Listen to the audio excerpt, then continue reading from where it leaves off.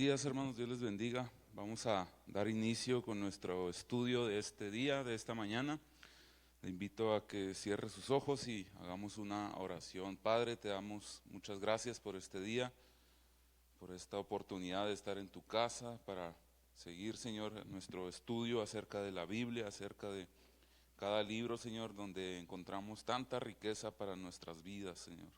Te doy gracias por cada uno de mis hermanos que está aquí presente. Te pido por los que vienen en camino, que les guardes y que este tiempo, Señor, sea un tiempo de bendición, un tiempo de aprendizaje y que podamos, Señor, ser desafiados por tu bendita palabra. Te lo pedimos en el nombre de Jesús. Amén y amén. El día de hoy tenemos el primer y segundo libro de los Reyes.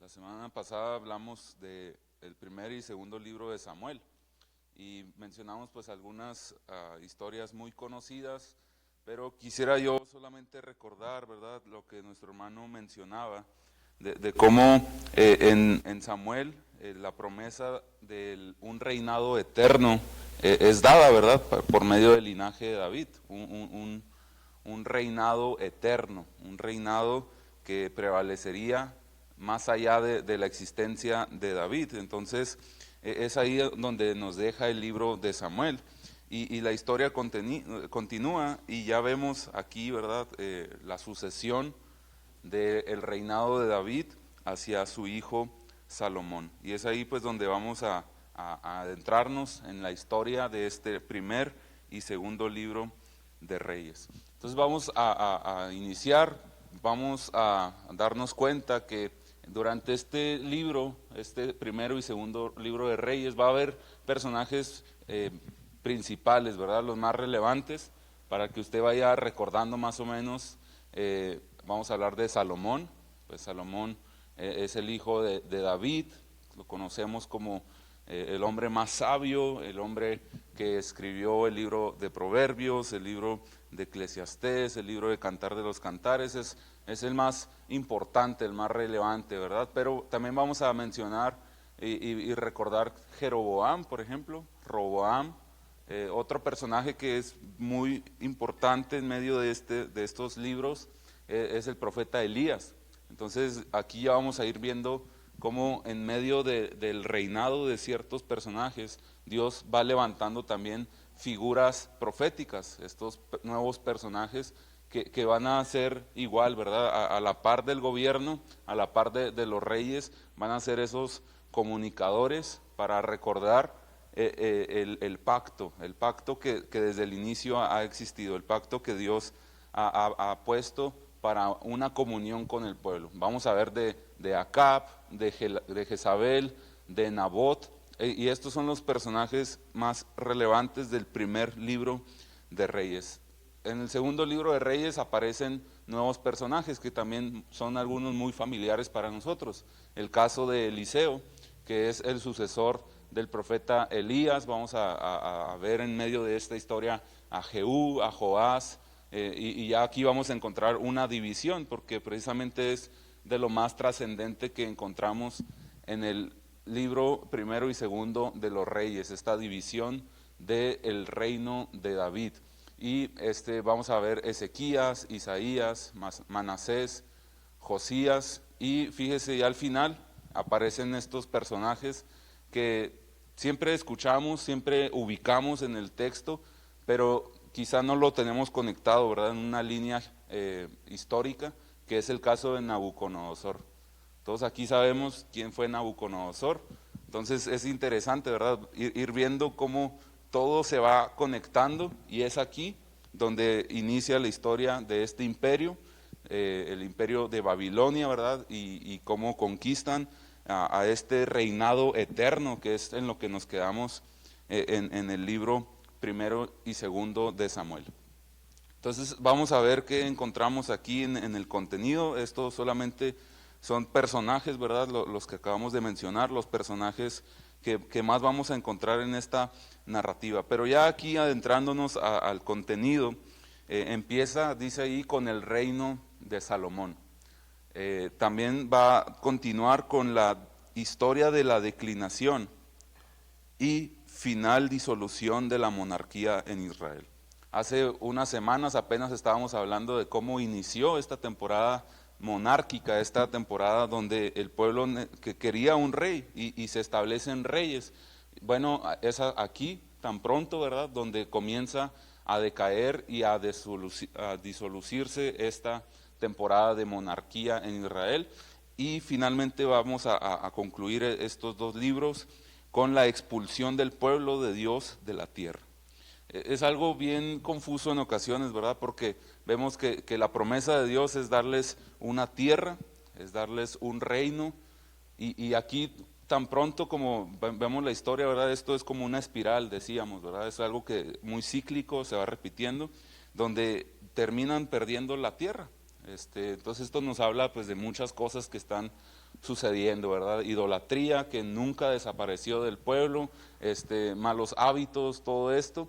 Entonces pues el resultado fue esta pérdida de esta tierra que ya habían poseído. Nuestro marco histórico entonces va a ser desde la muerte de David hasta el exilio de Judá en el siglo VI. Entonces es todo este panorama. Si se dan cuenta, pues son bastantes años, entonces por eso hay muchos personajes, hay muchos reyes, hay muchas temporadas donde cada personaje pues tiene sus escenas importantes, ¿verdad? Pero es un libro muy amplio, y precisamente es por eso que encontramos en nuestra Biblia primero y segundo libro de Reyes, porque es un contenido muy, muy extenso. Originalmente no era 1 y 2, era solamente un libro, todo este contenido, pero por cuestión de poder acomodarlo mejor se le dio este formato de primero y segundo, pero en sí es una sola obra, y por eso en este estudio lo consideramos solamente como un libro, primero y segundo. Igual fue el caso de Samuel, ¿verdad? La semana pasada hablamos de una sola obra, no de dos libros distintos. Vamos a encontrar aquí entonces de manera general la evaluación de la monarquía sobre la base de la lealtad al pacto. Vamos a ver cómo funcionó, no funcionó, esto se desarrolla en esto.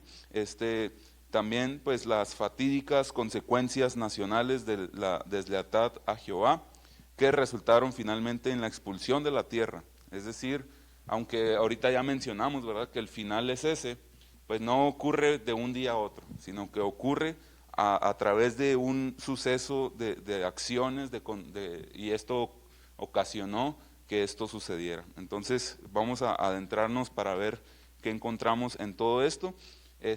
Vamos a ver que comienzan guerras civiles, y esto ocasiona que el reino, que la promesa era, ¿verdad?, que se unificara, y con David se unificó. Entonces aquí vamos a ver cómo se desprenden, cómo se dividen, y a partir de aquí encontramos el reino del norte y el reino del sur.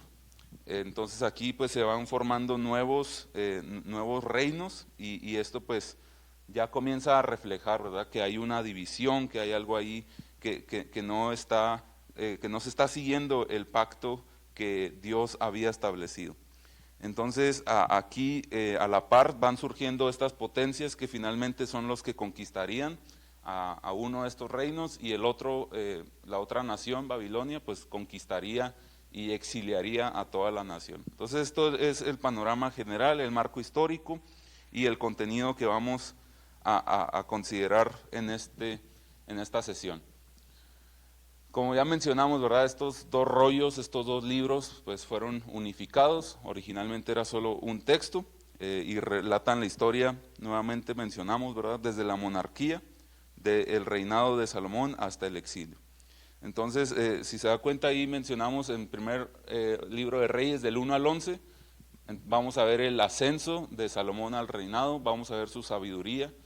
Usted recuerda, ¿verdad?, esta escena donde Dios le dice que le pida lo que él quiera, y Salomón pide sabiduría. Es aquí donde encontramos todas estas historias. Vamos a ver esto, vamos a ver la construcción del templo, que también es algo sobresaliente de este libro, y ahorita tenemos más adelante, ¿verdad?, un video donde vamos a ver la descripción de esta construcción, y vamos a encontrar un paralelo muy, muy cercano, ¿verdad?, a lo que era el tabernáculo que vimos en las primeras sesiones. Después de esto vamos a ver la muerte de Salomón.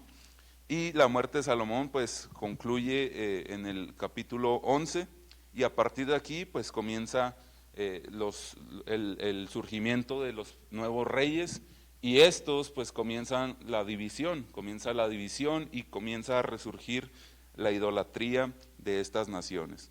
A partir del capítulo 15 hasta ya el segundo libro de Reyes vamos a ver la narración de diversos reyes de Israel y se menciona, ¿verdad?, si son de Israel o de Judá, del norte o del sur, y se menciona qué actividad profética estaba sucediendo. Sobre todo pues vamos a escuchar mucho de la labor de Elías y de Eliseo hasta que pues comienzan a ser invadidos, a ser conquistados y a ser exiliados.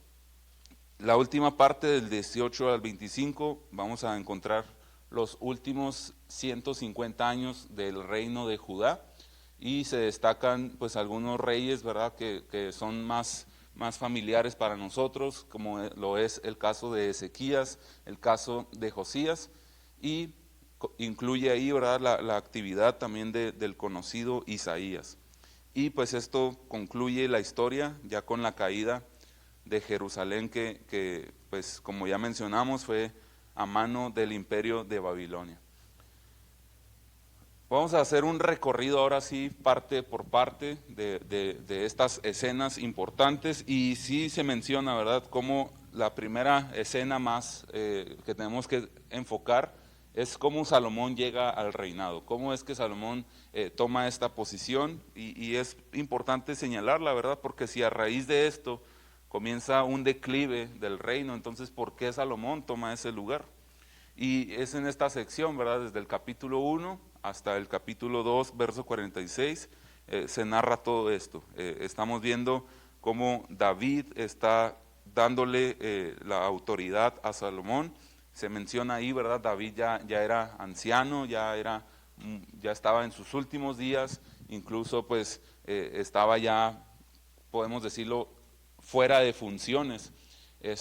Y en este contexto pues el primogénito comienza a levantarse, comienza a proclamarse autorrey, ¿verdad? Él mismo toma el lugar, incluso hace una celebración, hace una fiesta y en este contexto entonces pues David reconsidera todo esto a petición de su esposa Betsabé y le pide, ¿verdad?, que cumpla su promesa. Entonces un punto clave es por qué Salomón, ¿verdad?, no era el primogénito y aún así fue el elegido. Entonces la respuesta la encontramos en el capítulo 2, verso 46. Entonces yo quiero leer este pasaje, mientras aquí lo abro rápidamente, porque pues es clave en esta narrativa. Primer libro de Reyes, capítulo 2, versículo 46.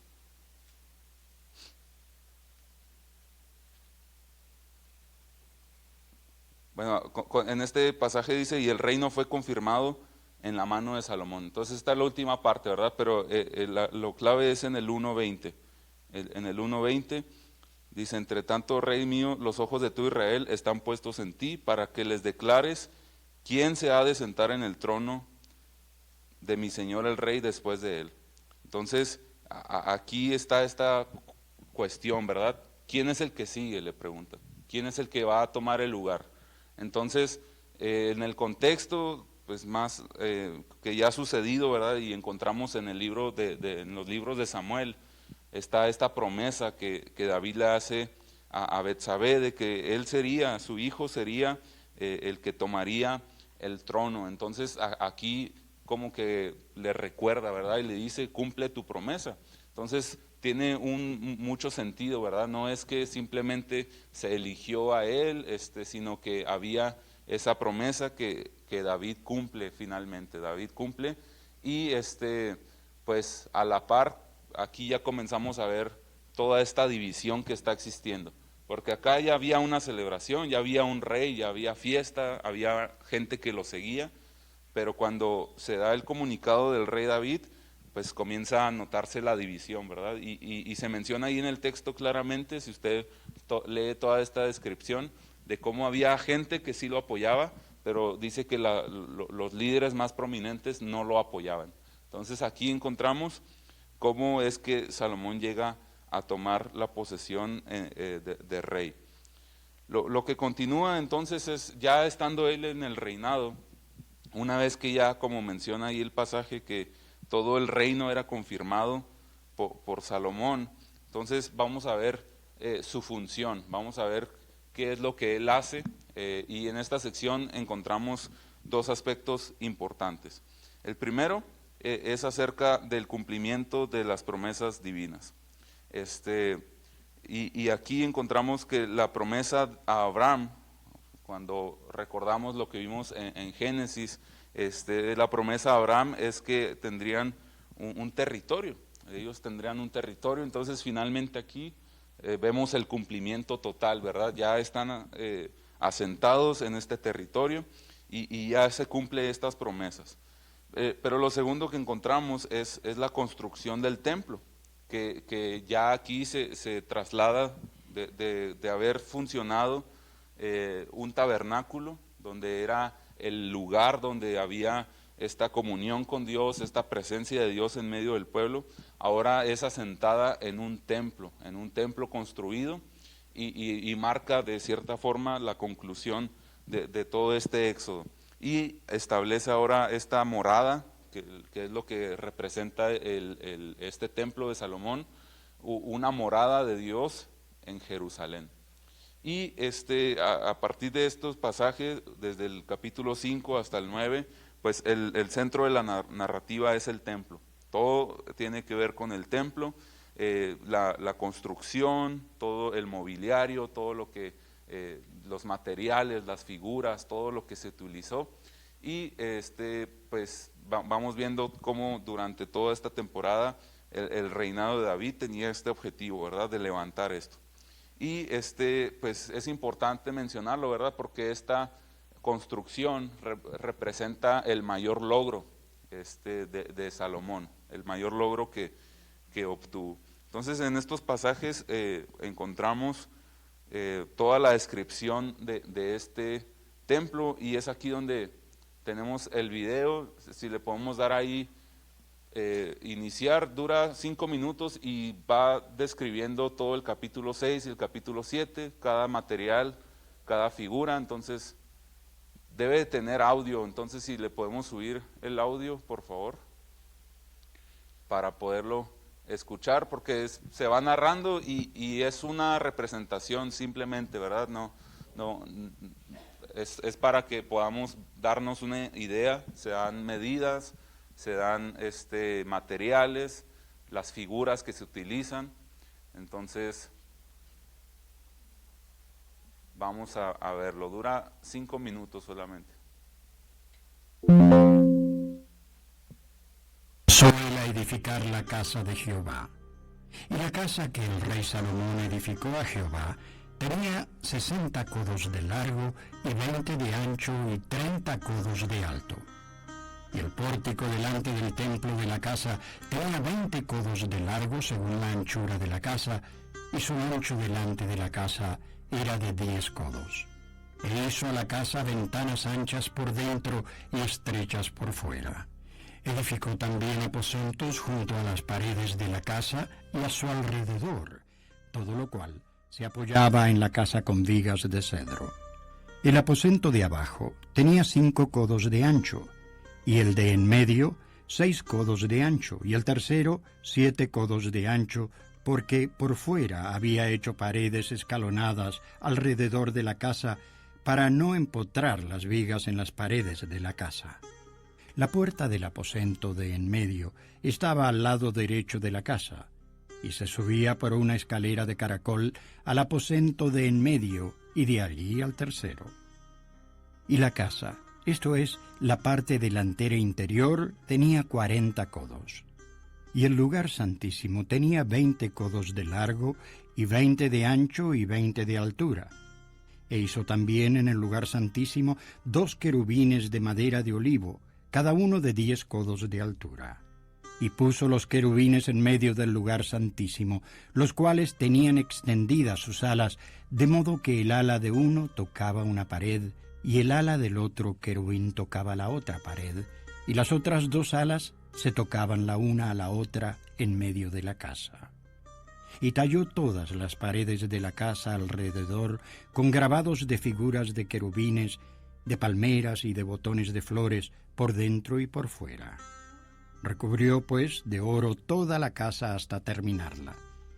Y a la entrada del lugar santísimo hizo puertas de madera de olivo, y el dintel y los postes tenían 5 esquinas.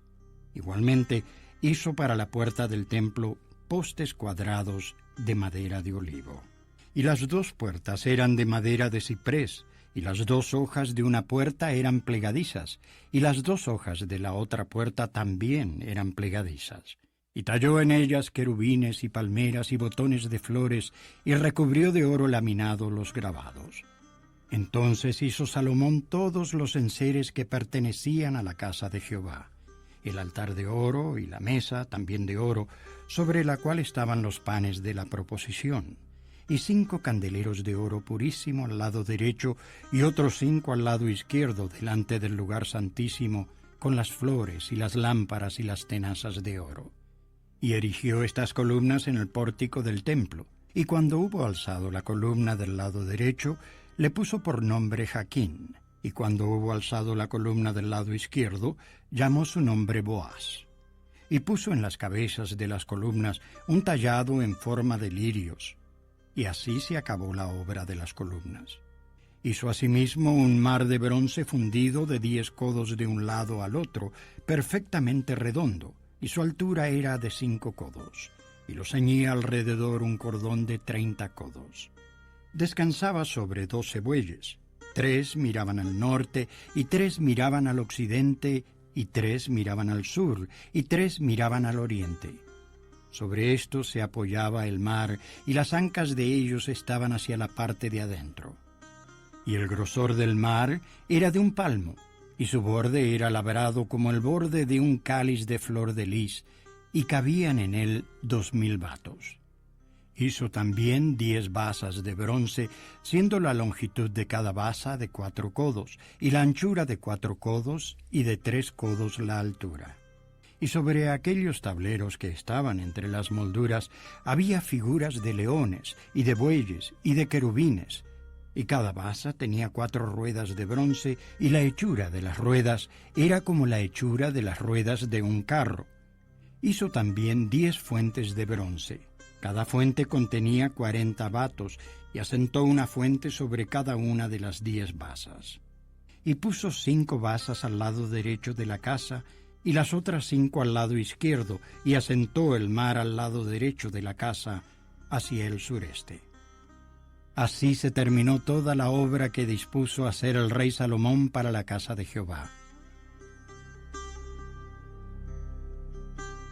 Muy bien, gracias. Bueno, pues ahí más o menos, ¿verdad?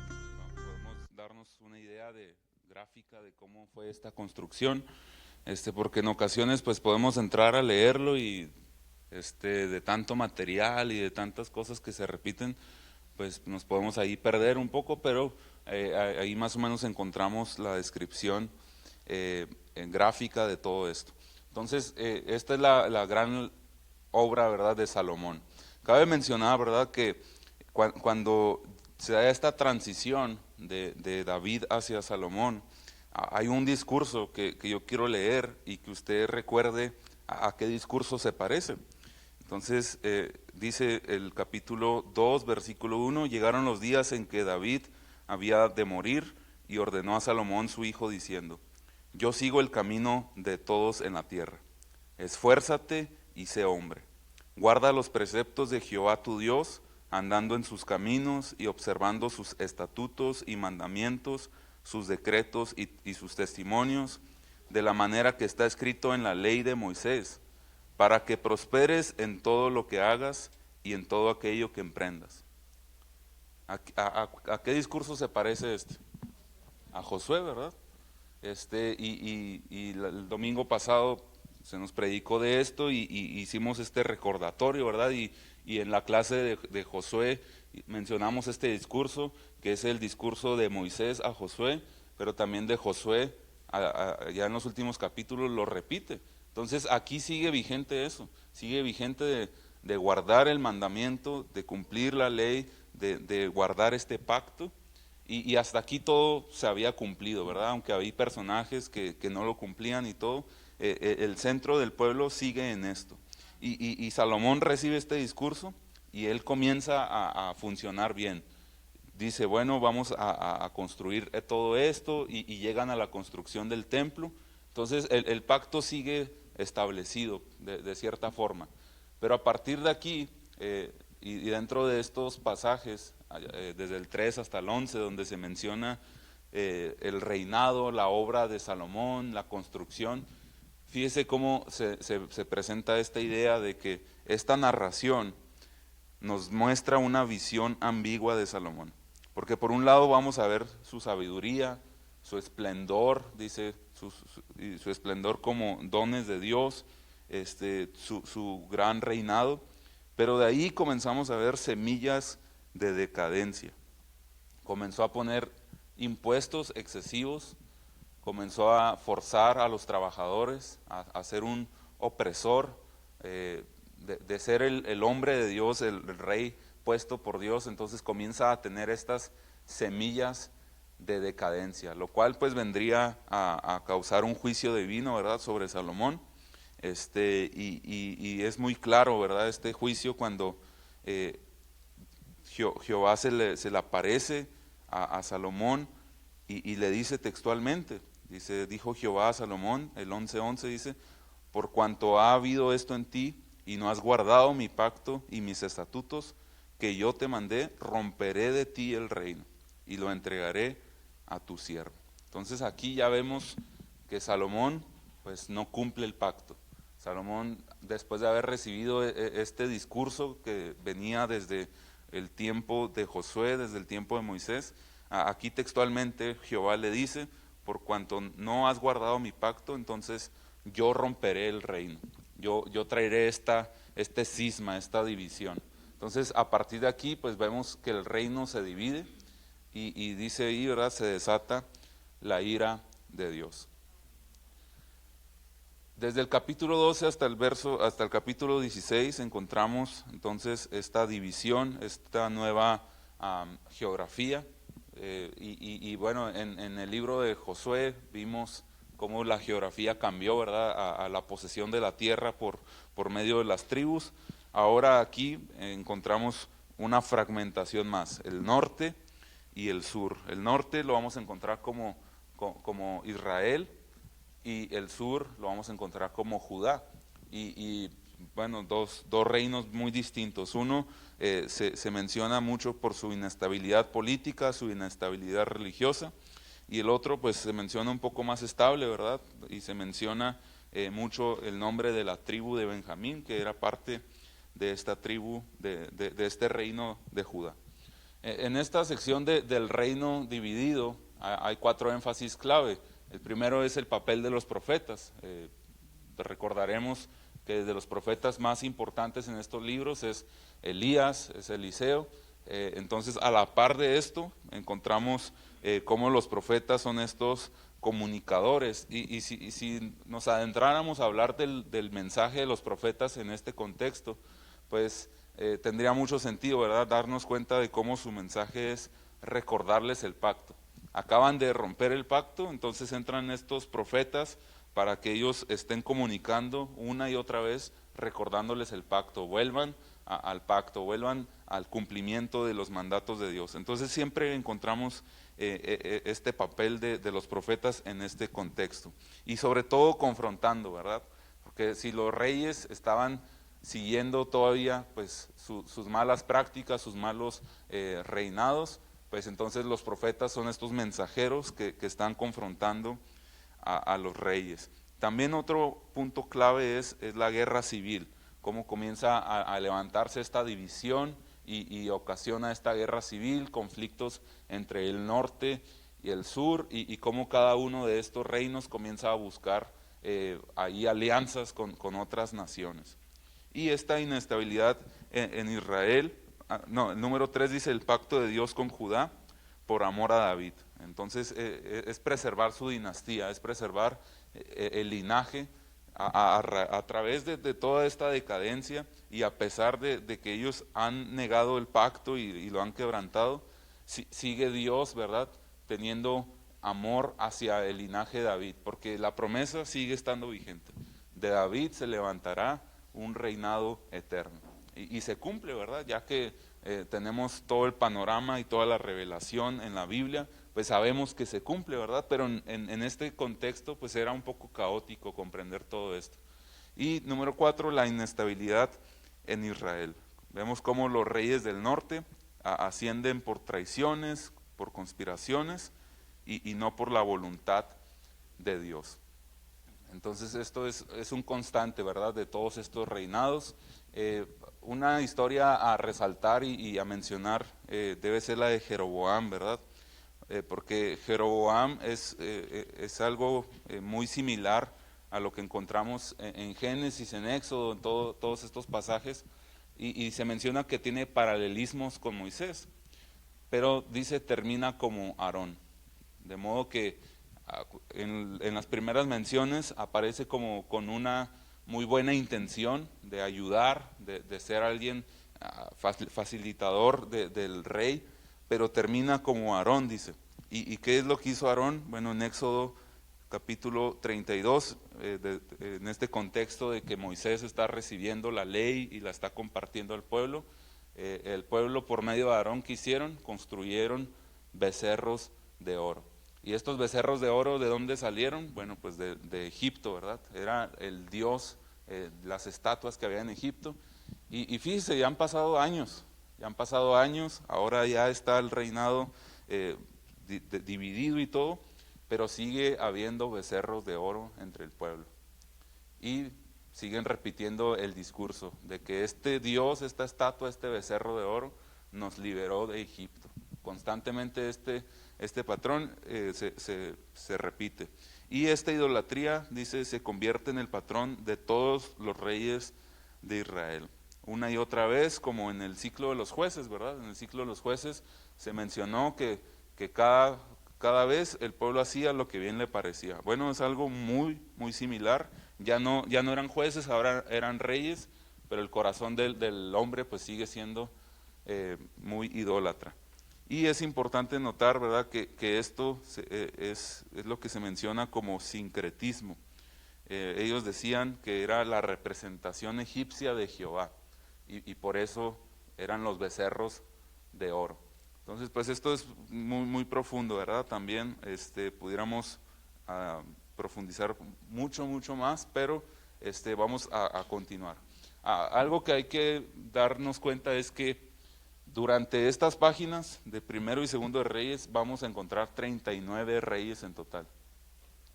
Son 20 que reinaron en Judá, en el sur, y 19 en Israel, en el norte. Y si usted lee estos libros, pues se va a dar cuenta que en algunas menciones de estos reyes, pues incluso puede confundirse, ¿verdad? Porque son 39 en total. Algo interesante que nos va a ayudar a esta lectura es que encontramos una fórmula, un patrón, por así decirlo, en cada mención de cada rey. Por ejemplo, encontramos que cuando un rey llega a reinar, ¿en qué momento es cuando llega? Se menciona lo primero, ¿verdad? Llega un rey y se menciona si es en Israel o en Judá. Entonces se menciona siempre en este plano histórico. Lo segundo que se menciona es cuánto tiempo reinó y en cuál capital. También algo que se va a mencionar es el nombre de su mamá. Esto es un patrón común. Número 4, su política religiosa. Para los reinos del norte, pues tiene que ver con que seguía los pecados de Jeroboam y de Natbat. Y para los de Judá vamos a encontrar la fórmula de que dice, para Judá el asunto era si el rey seguía a Jehová y se había quitado o no los lugares altos. Número 5, se menciona la fuente de más información acerca del rey, y al final información acerca de su muerte, de su sepultura y quién lo sucede. Entonces este es un patrón constante para encontrar a estos 39 reyes en este primero y segundo libro de Reyes.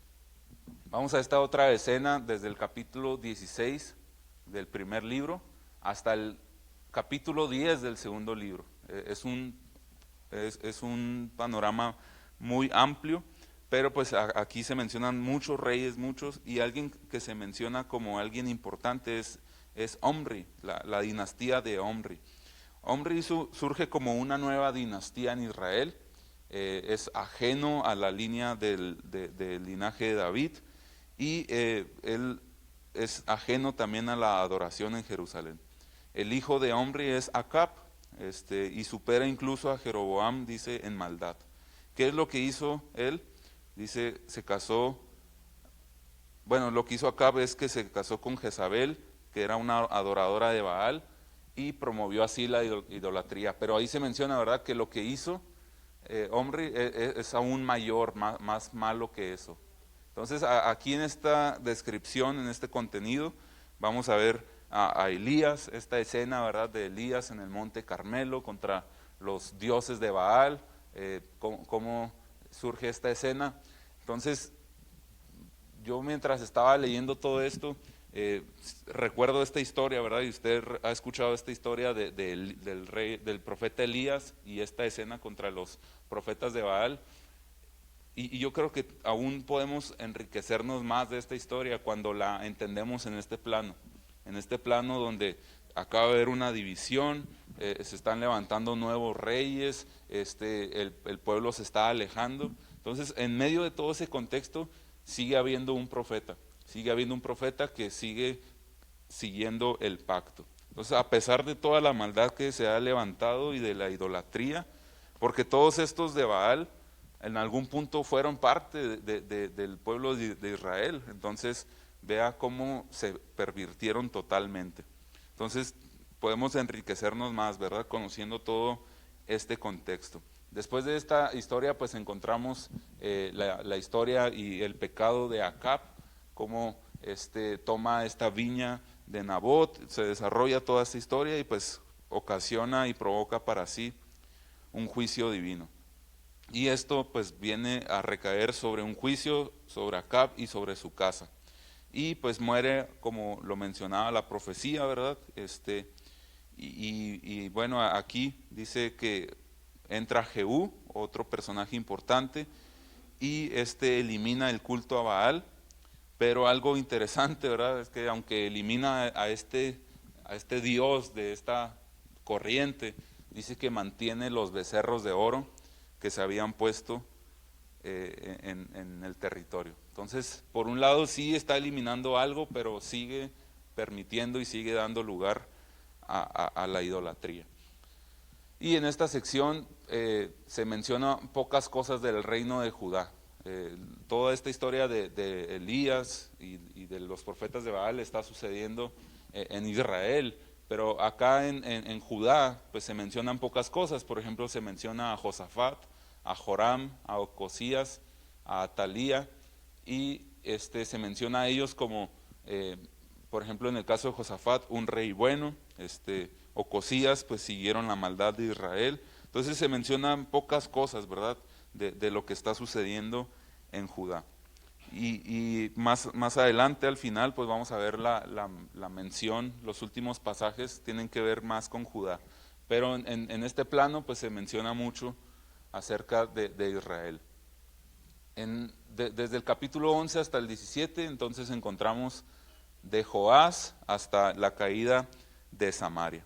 Entonces aquí, como mencionamos, la narrativa ahora se enfoca en Judá, y aquí pues Samaria cae y es conquistada por Asiria. Entra este nuevo reinado, esta nueva potencia, y toma posesión de esto.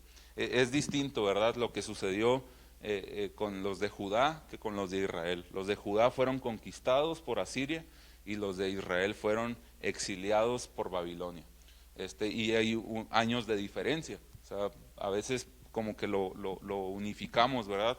Fueron conquistados y luego fueron exiliados. Pero estamos hablando de dos territorios distintos, dos reinados políticamente distintos. Entonces, pues todo esto se menciona en estos pasajes, y aquí algo a resaltar es que pues esta caída, dice, es el resultado del pecado de Israel, y comienza esta repoblación en Asiria, y comienza esta combinación, ¿verdad? Pues se unieron, ¿verdad?, estas naciones, y comienza una población que ya no era puramente pueblo de Israel, ¿verdad?, sino que se habían juntado con otras naciones. Y todo esto pues vamos a profundizarlo más cuando veamos Esdras, Nehemías, todo esto, y por eso hay un trasfondo muy fuerte con los samaritanos, porque desde aquí tiene que ver, ¿verdad?, toda esta división, todo esto que está sucediendo. Vamos a proseguir. Algunos de los reyes destacados de Judá, es Joás, es Amasías, Acaz, todo esto, pues se pone ahí, se desarrolla quiénes fueron, qué es lo que hicieron, cuál fue su trascendencia. Pero vemos que cuando cae Samaria, entonces marca el fin del reino del norte, y podemos atribuirlo a estas consecuencias de su idolatría, pero sobre todo de la desobediencia a Dios. Y por otro lado, pues entonces vemos cómo son exiliados por el reino de Babilonia, a diferencia de Israel, dice, donde se utiliza la maldad de sus reyes. La historia de Judá se centra en los buenos reyes, como que siempre se quiere resaltar este linaje vigente, ¿verdad?, que de aquí saldría, ¿verdad? Hemos escuchado el león de la tribu de Judá, y todo esto es para resaltar este linaje que viene de la raíz de David, que sería un reinado eterno. Entonces esto se cumple, ¿verdad? En esta sección solo Ezequías y Josías reciben una evaluación positiva y son juzgados por su lealtad al pacto, ¿verdad?, en su contexto. Entonces aquí encontramos todo este desarrollo, encontramos Manasés. Hay muchos personajes, muchos personajes que nos dan muchas enseñanzas. El caso de Manasés, que se levanta como un reformador en medio de todo esto, y comienza la deportación, todos los viajes que comienzan a hacerse. Hay mucha riqueza en todo esto, pero pues solamente lo vamos a mencionar así de manera amplia, de manera general, y para enfocarnos en esta conclusión de estos libros. Esta conclusión nos deja algo muy interesante, porque fíjese que nos surgiría esta pregunta: si Dios hizo un pacto con Abraham, que el pacto era: vete de tu tierra, de tu parentela, a la tierra que yo te mostraré, y serás bendición, y te bendeciré y serás de bendición. Entonces esta es la promesa a Abraham. Si Dios hizo este pacto con Abraham y este pacto con David, de que habría un reino eterno, entonces ¿cómo es posible que en esta imagen vemos el reino dividido, unos conquistados por Asiria y los otros siendo deportados? Como que no checa, ¿verdad? Hay una promesa de bendición, una promesa de reinado, pero ahora son esclavos. ¿Qué sucedió, verdad? ¿Qué sucedió ¿Cómo llegamos a esta destrucción y a este exilio? La respuesta es muy clara, ¿verdad? Dios no ha fallado a su pueblo. Su pueblo, guiado por reyes, ha fallado a Dios. El pueblo vuelve a hacer lo que bien le parece. El pueblo tiene un corazón idólatra. El pueblo no quiere someterse a la voluntad de Dios. El pueblo quiere crear sus propios mandatos, quiere seguir su corazón, quiere adorar a otros dioses, a estatuas, a recordar lo que hacían en Egipto. Constantemente esto es lo que sucede. Y quiero leer lo que dice Deuteronomio 30, porque Deuteronomio, pues estamos hablando de algo que ya pasó, ¿verdad? De Deuteronomio 30 ya terminamos el Pentateuco, pero fíjese cómo Dios le escribe al pueblo. Dice: sucederá que cuando hubieren venido sobre ti todas estas cosas, la bendición y la maldición que he puesto delante de ti, y te arrepentieres en medio de todas las naciones a donde te hubiere arrojado Jehová tu Dios, y te convirtieres a Jehová tu Dios y obedecieres a su voz conforme a todo lo que yo te mando hoy, tú y tus hijos con todo tu corazón y con toda tu alma, entonces Jehová hará volver a tus cautivos y tendrá misericordia de ti y volverá a recogerte de entre todos los pueblos a donde te hubiere esparcido Jehová tu Dios. Entonces desde Deuteronomio se nos da esta idea de que el pueblo iba a ser exiliado, de que el pueblo iba a ser conquistado, pero ¿por qué? Porque ellos han seguido sus propios corazones, han seguido la idolatría, no han obedecido la voz de Dios, no han seguido el corazón de Dios, y entonces la consecuencia es que van a ser cautivos, van a ser esparcidos y no van a poder experimentar el cumplimiento de esa promesa que ellos podrían haber experimentado si hubieran cumplido con su pacto. Entonces desde Deuteronomio ya se da esta imagen de cuál va a ser la consecuencia, pero hay que resaltar, ¿verdad?, que también se menciona que ellos van a poder ser restituidos, van a poder ser restaurados, van a poder experimentar la misericordia de Jehová si ellos deciden arrepentirse, si ellos deciden volver al pacto. Entonces, así termina el libro del segundo libro de Reyes. Aparece una porción muy extraña, donde hay uno que está en el cautiverio y es llamado, ¿verdad?, por el rey, y es invitado a que coma en la mesa del rey, y es una escena muy curiosa porque, pues, no sé, gramaticalmente no tendría cabida, pero casualmente ese personaje que se menciona al final, es del linaje de David. Entonces aquí encontramos un rayo de luz, ¿verdad? Un rayo de luz que nos muestra que va a haber una restauración, va a haber esperanza, y esa promesa se va a cumplir de un reinado eterno del linaje de David.